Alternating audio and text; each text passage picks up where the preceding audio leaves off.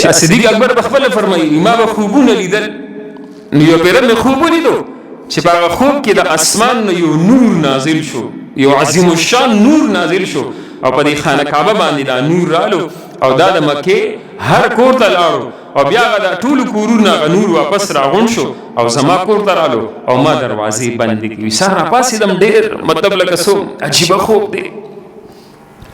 نو لاړم د حبر یا یهودي عالم هغه ته مې ویلي، هغه راته ویل چې یاره دا هغه پریشان کن خوبونه دي، چونکې د یهودو ته خو پته وه که نه، د اهل کتابو ته پته وه. دې په مطلب نبي علیه السلام څنګه پېژندو؟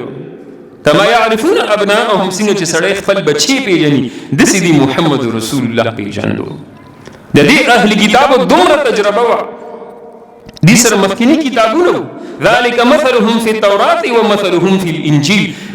د رسول الله صلی الله علیه وسلم د امت او د نبی علیہ السلام د صحابه مثالونه الله په تورات او په انجیل کې ذکر کړي. بیا د نبی علیہ السلام کم شان په تورات او په انجیل کې يهودي عالم بيزان ناغرض کو او ورته دا پریشان کو خوونه چې صدیق اکبر جن هو ډیر لوی تاجر و دا کپڑے ډیر لوی تجارت په کولو.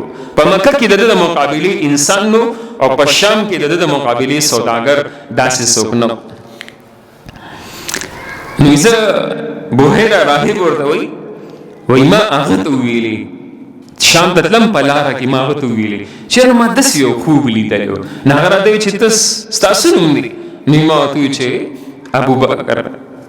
او د کومې قبیلې سره تعلق ساتي؟ وایي ما ورته د قریش سره، قریش قبیلې سره تعلق ساتم او د مکې یم. راته ویلي ان قریب په تاسو کې یو نبي را روان دی او هغه نبي ته په ژوند کې د هغه وزیر او د مرګ نه پس به ته د هغه خلیفه یې. دا تعبیر ولدی ورکو. نو چې کله صدیق اکبر رضی الله عنه چې کله ان دې رالو کنه او نبی علیہ السلام اظهار نبوت وشو او دې رالو، نو دا بلا تردد ځکه نبی علیہ السلام خپل فرمایي وای ارشا مانه زما په نبوت باندې دلیل وخت دی، ارشا مانه معجزه مطالبه کړې د دې ایمان وروړ دی بجز د صدیق اکبر. چونکه دې دوستانه خو د ډېر وخت نه وه، 18 سال د صدیق اکبر عمر دی، 20 سال د محمد رسول الله عمر دی، د هغه وخت نه دوستانه ده. نو صدیق اکبر رضی الله عنه چې کله را نبی علیہ السلام ته عرض کړي چې ته مطلب لکه تا اعلان کړی چې د الله نبی او د الله رسول یم. نبی علیہ السلام ته آو زه تعالی دعوت در کوم د الله او د الله رسول طرف ته، یعنی چې ته په ما باندې ایمان وروړه، زه د الله نبی. نو صدیق اکبر رضی الله عنه یعنی څه کړی دي؟ د تپوس نه دی کړی، د تپوس نه دی کړی، بلکې فورا یې ویلي دي اشهد ان لا اله الا الله واشهد ان محمدا عبده ورسوله. په یو موقع باندې نبی علیہ السلام نه تپوس هم کړی چې مطلب د هر نبی په نبوت باندې یو دلیل وي، ستا د نبوت دلیل څه دی؟